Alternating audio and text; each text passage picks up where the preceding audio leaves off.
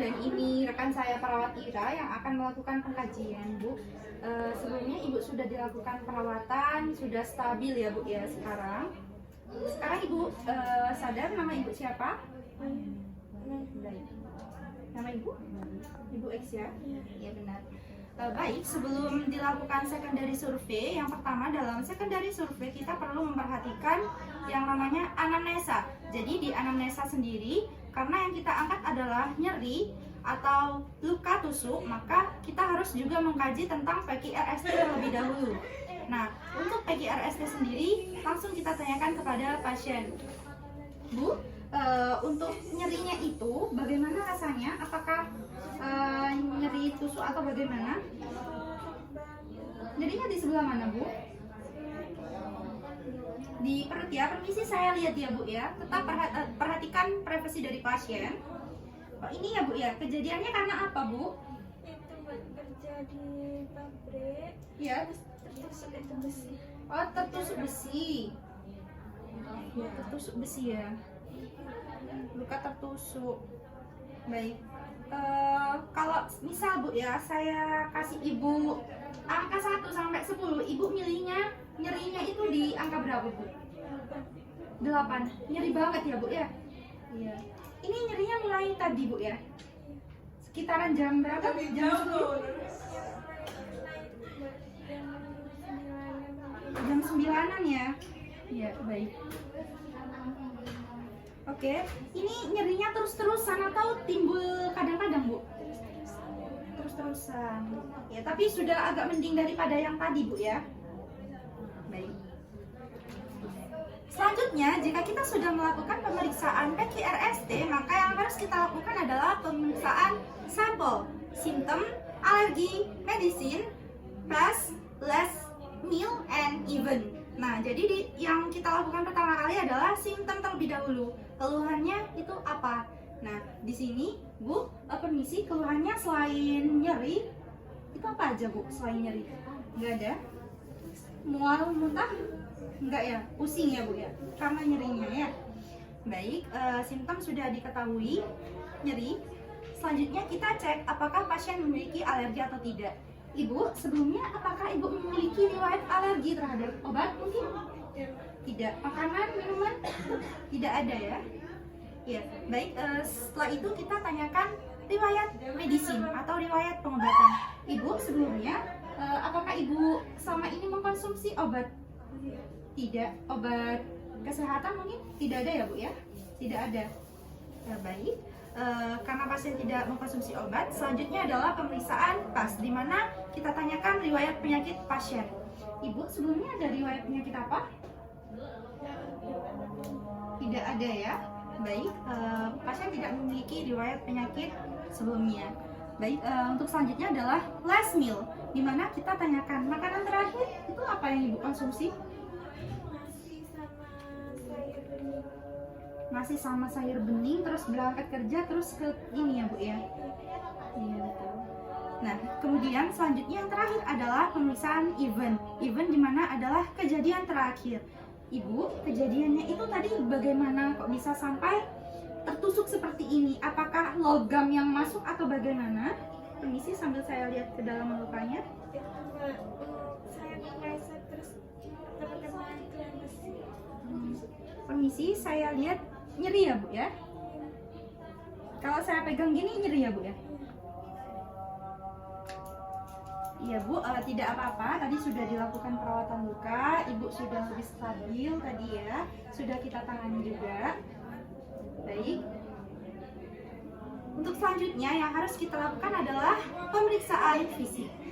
Untuk tindakan selanjutnya yakni merupakan palpasi, di mana pemeriksaan fisik ini kita perlu melihat area bagian luka sekitar dan kita perlu melakukan menekan area luka sekitar atau menyentuh.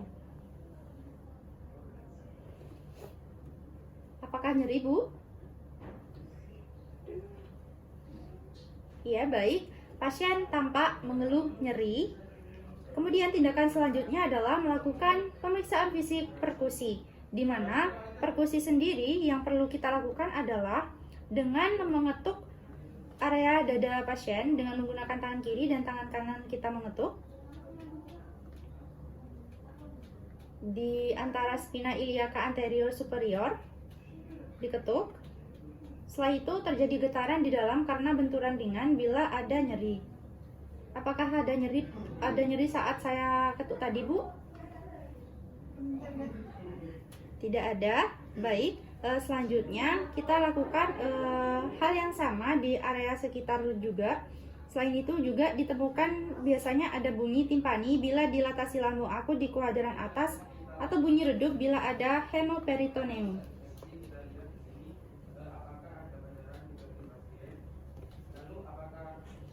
Pada waktu perkusi, bila ditemukan balance site, di mana bunyi resonan yang lebih keras pada panggul kanan ketika klien berbaring ke samping kiri, maka itu akan menandakan adanya ruptur limfe. Baik, tidak terdapat ruptur limfe. Selanjutnya adalah bila bunyi resonan lebih keras pada hati, itu menandakan adanya udara yang bebas banyak masuk.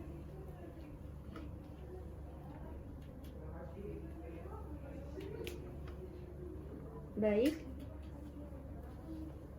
ternyata tidak terlalu banyak udara yang masuk. Untuk tindakan selanjutnya adalah auskultasi, di mana auskultasi sendiri kita mendengarkan apakah terdapat suara tambahan atau tidak pada pasien. Permisi ya, Bu.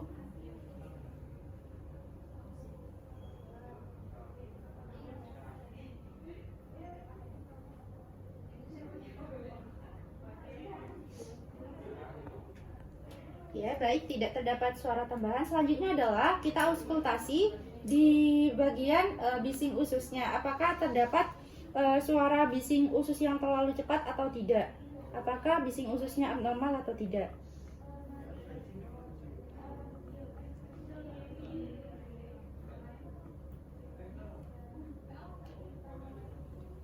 Ternyata adanya bising usus, dan adanya bising usus ini adalah merupakan tanda awal keterlibatan intraperitoneal. Nah, jika ada iritasi peritoneum biasanya akan dilakukan laparotomi. Nah, untuk auskultasi sendiri, selain suara bising usus yang diperiksa di keempat kuadran tadi, di mana adanya ekstravasasi darah menyebabkan hilangnya bunyi bising usus. Nah, juga perlu didengarkan adanya bunyi bruits dari arteri renalis. Bunyi bruits pada umbilikal merupakan indikasi adanya trauma pada arteri renalis. Nah, itu tadi pemeriksaan auskultasi. Nah, untuk selanjutnya tindakan pemeriksaan yang lain merupakan pemeriksaan diagnostik, di mana untuk pemeriksaan diagnostik sendiri biasanya pasien akan dilakukan pemeriksaan rektum, yang mana untuk pemeriksaan rektum sendiri itu adanya darah biasanya menunjukkan kelainan pada usus besar. Kemudian uldosentesi, kemudian kemungkinan adanya darah dalam lambung, dan kateterisasi, adanya darah menunjukkan adanya lesi pada saluran kencing. Nah, selain itu juga biasanya dilakukan pemeriksaan laboratorium, di mana pasien akan dicek Hb-nya, hematokritnya, leukosit, serta analis urinnya. Nah, selain itu ada juga pemeriksaan radiologi, di mana biasanya akan dilakukan pemeriksaan polos abdomen, BNU polos atau foto polos abdomen, kemudian cervical lateral, kemudian ada toraks anteroposterior biasanya AP, dan pelvis. Nah, ini biasanya untuk pasien yang diindikasikan pada laparotomi tadi. Kemudian untuk IVP atau sistogram biasanya itu hanya dilakukan jika ada kecurigaan terhadap trauma saluran kencing. Karena tadi pasien tidak dicurigai, maka tidak perlu dilakukan pemeriksaan saluran IVP. Kemudian biasanya dilakukan pemeriksaan USG, di mana untuk pemeriksaan USG sendiri itu menentukan cairan bila tekanan darah itu menurun. Nah, kemudian selanjutnya terdapat pemeriksaan diagnostik CT scan. Jadi CT scan sendiri itu biasanya dilakukan untuk menentukan apakah organ yang cedera itu ada organ yang cedera atau tidak bila tekanan darah itu normal. Kemudian yang terakhir itu biasanya dilakukan pemeriksaan diagnostik perineal leakage atau DPL. Di sini itu supaya kita bisa menentukan adanya perdarahan bila tekanan darah itu menurun, seperti itu. Jadi itu tadi video secondary survey dari kami. Sekian video dari kelompok kami. Terima kasih. Wassalamualaikum warahmatullahi wabarakatuh.